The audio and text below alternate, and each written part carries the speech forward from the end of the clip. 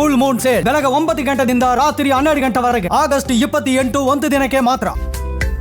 ದೆಹಲಿಯಲ್ಲಿ ಮಾಡೆಲ್ ಹತ್ಯೆ ಮಾಡಿದ ಜಿಮ್ ಟ್ರೈನರ್ ಸ್ನೇಹ ಬೆಳೆಸಲು ನಿರಾಕರಿಸಿದ್ದಕ್ಕೆ ಮಾಡೆಲ್ನ ಕೊಲೆ ಮಾಡಿದ್ದಾನೆ. ಜಿಮ್ ಟ್ರೈನರ್ ಅನ್ನುವಂತಹ ಮಾಹಿತಿ ಸಿಗ್ತಾ ಇದೆ. ಮನೆಗೆ ನುಗ್ಗಿ ಹತ್ಯೆಗೈದು ಜಿಮ್ ಟ್ರೈನರ್ ಅಲ್ಲಿಂದ ಪರಾರಿಯಾಗಿದ್ದಾನೆ. ಚಾಕುವಿನಿಂದ ಇರಿದು ಮಾಡೆಲ್ ಮುಸ್ಕಾನ್ ಹತ್ಯೆಯನ್ನ ಮಾಡಲಾಗಿದೆ. ಜಿಮ್ ಟ್ರೈನರ್ ಆದಂತ ಇಮ್ರಾನ್ ಖಾನ್ ವಿರುದ್ಧವಾಗಿ ಈಗ ಆರೋಪ ಕೇಳಿ ಬಂದಿದೆ.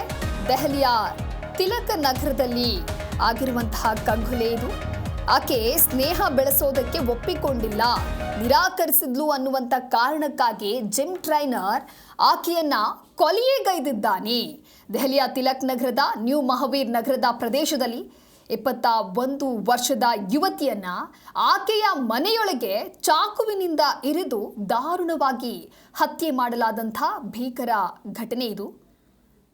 ವಿದ್ಯಾರ್ಥಿನಿ ಮುಸ್ಕಾನ್ ಅರೆಕಾಲಿಕ ಮಾಡೆಲ್ ಆಗಿಯೂ ಕೂಡ ಇವರು ಕೆಲಸವನ್ನ ಮಾಡ್ತಾ ಇದ್ರು. ಬುಧವಾರ ಆಕೆ ಬಾಡಿಗೆ ಮನೆಯಲ್ಲಿ ಒಬ್ಬಂಟಿಯಾಗಿರ್ತಾರೆ.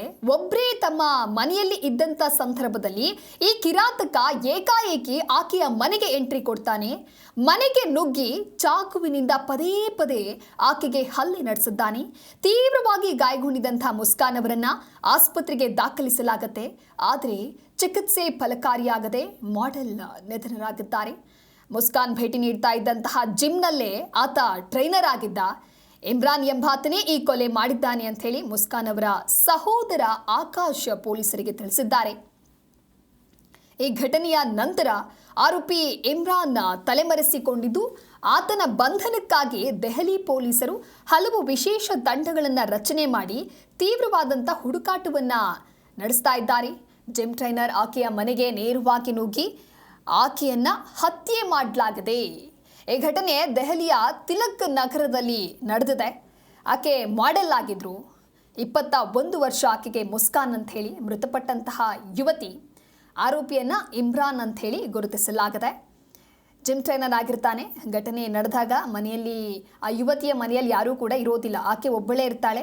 ಅದನ್ನು ಗಮನಿಸಿದಂತಹ ಈತ ಆಕೆಯ ಮನೆಗೆ ನುಗ್ಗಿ ಮೊದಲೇ ಪ್ರೀ ಪ್ಲಾನ್ ಮಾಡಿಕೊಂಡು ಈ ರೀತಿಯಾದಂತಹ ಕೃತ್ಯವನ್ನು ಎಸಗಿದ್ದಾನ ಅನ್ನುವಂತಹ ಪ್ರಶ್ನೆ ಮೂಡ್ತಾ ಇದೆ. ಇನ್ನು ಪೊಲೀಸರ ಮಾಹಿತಿಯ ಪ್ರಕಾರವಾಗಿ ನೋಡ್ತಾ ಹೋಗೋದಾದ್ರೆ ಯುವತಿಗೆ ಸ್ವಲ್ಪ ಸಮಯದಿಂದ ಆರೋಪಿ ಪರಿಚಿತನಾಗಿದ್ದ ಅನ್ನುವಂತಹ ಮಾಹಿತಿ ಲಭ್ಯವಾಗಿದೆ.